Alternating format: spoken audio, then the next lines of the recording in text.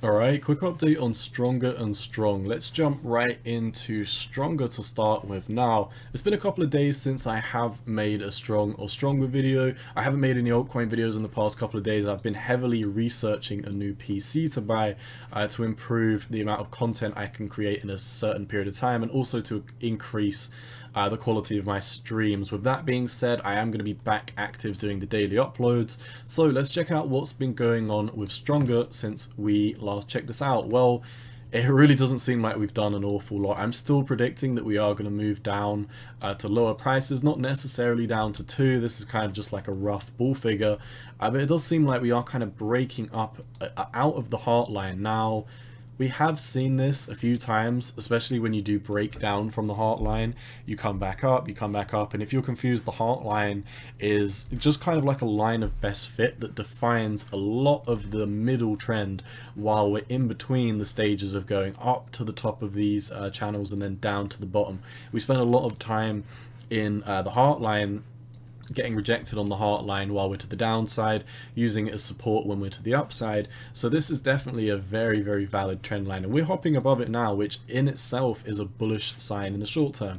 This could potentially be indicative that we could have a very, very small move to the upside, and I really want to emphasize, or to be fair, you know, we're at such a low market cap right now, we're at such a low price that I'm kind of forgetting that these swings back to the upside are going to be very, very exponential, considering how much, you know, market cap has diminished from Stronger and Strong.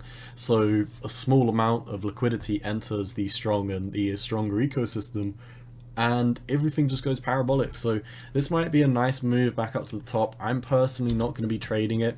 I've noticed a lot of times we have these kind of wicks where we don't necessarily make it all the way back up to the top of the channel. You can see here as well, we didn't make it.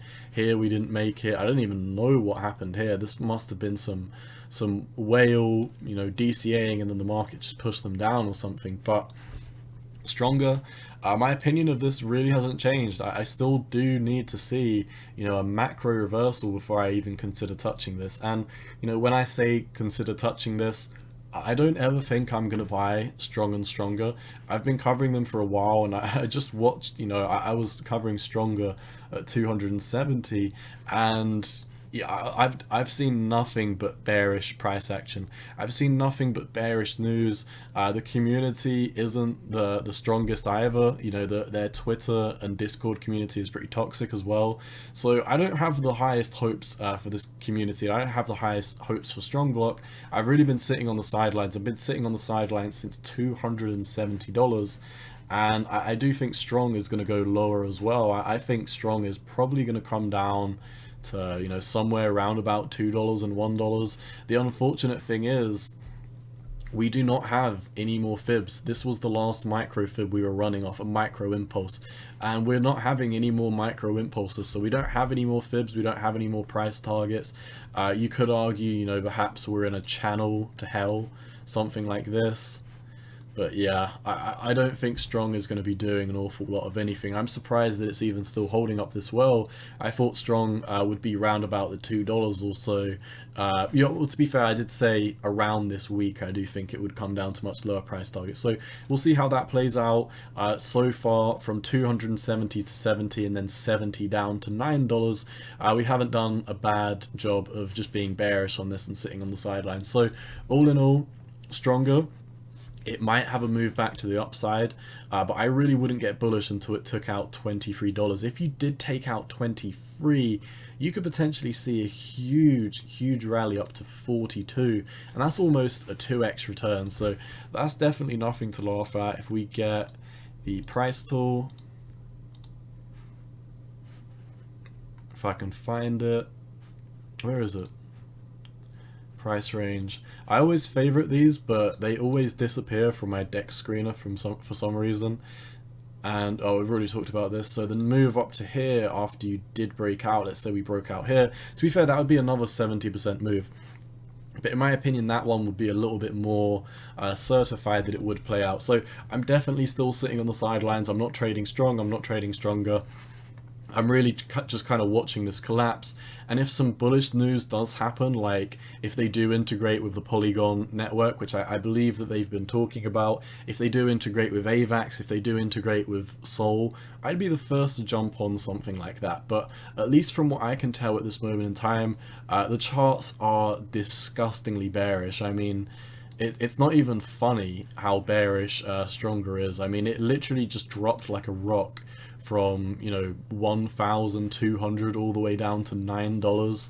And also the volume is kind of dropping a tiny bit, which is indicative that we might be having a trend reversal at some point. That is indicative only by itself. When you pair that with the fact that Strong and StrongR's market cap is basically peanuts in the scheme of the crypto markets right now, it makes a lot more sense, in my opinion, to view it as people were exponentially selling all their StrongR from here to here, and we highlighted that so many times. That was one of the main reasons why we were super bearish on Strong, and we were calling it to move down to basically zero while it was up at 270. We are losing volume at this moment in time, but in my opinion, the market cap that we've bled out from coming from 1,200 all the way down to 9 means that there's only so much volume we can have at this moment in time. There's not many people left to capitulate. Almost everyone's already capitulated, so I don't necessarily think this lackluster volume is going to do too much until we start seeing some green volume really pushing this thing up. Until I see something like that, until I see bullish news, specifically something to do with changing the fundamentals of Strong and StrongR, I just wouldn't be interested, because as far as I'm concerned, the trend is your friend until the end. We've been sitting on the sidelines for StrongR since it minted at 150. We've been sitting on the sidelines for Strong since $270. So if we do have a trend reversal, we're going to be buying at much cheaper prices than everyone who's been DCAing this roller coaster to the downside this whole time. So I still do think Strong and StrongR is bearish. I will be updating you if I think anything's changed.